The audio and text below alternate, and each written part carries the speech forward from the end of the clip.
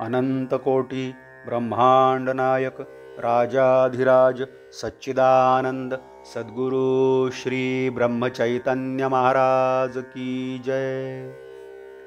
Shriram Samarth. 7 September. पैसा नीती धर्माने मिळवावा। काळजीचे काही कारण नसताना काळजीत राहण्याचे काहींना व्यसन असते। व्यवहारात काळजी हा मोठा विकल्प आहे।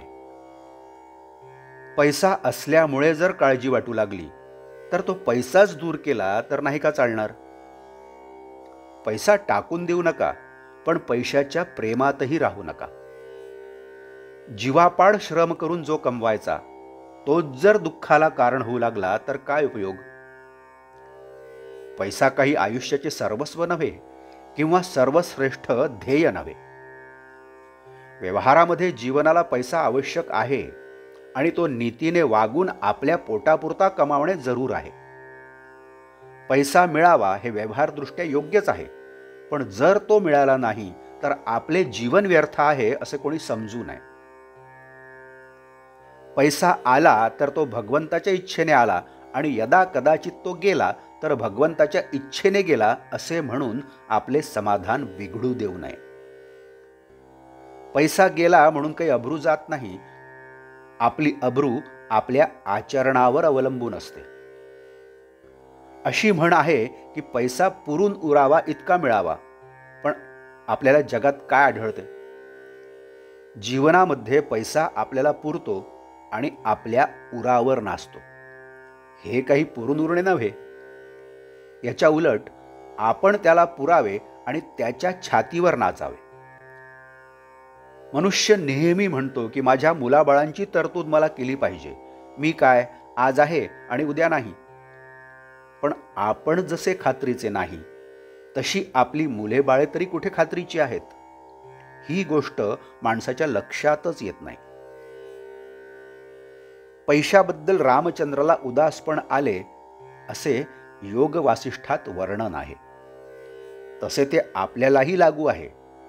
फरक एवढाच की रामाचे उदासपण पैसा असणेपणाचे होते आणि आपले उदासपण पैसा नसणेपणाचे आहे। पैसा नसल्याबद्दल आपल्याला उदासपण आहे, कारण तो प्रपंचातल्या सुखाचे साधन वाटते, पण त्याबरोबरच भगवंत हवा असेही आपल्याला वाटते। आता आपण आपल्या पैशाचे बरोबर 2 भाग करू। आपल्याला प्रपंचाला लागेल इतका पैसा प्रामाणिकपणे मिळवून आपण जगावे, जास्तीची हाव करू नये। हा झाला आपला पैसा, अर्थात राहिलेला सगळा दुसऱ्याचा, त्याचा लोभ करू नये।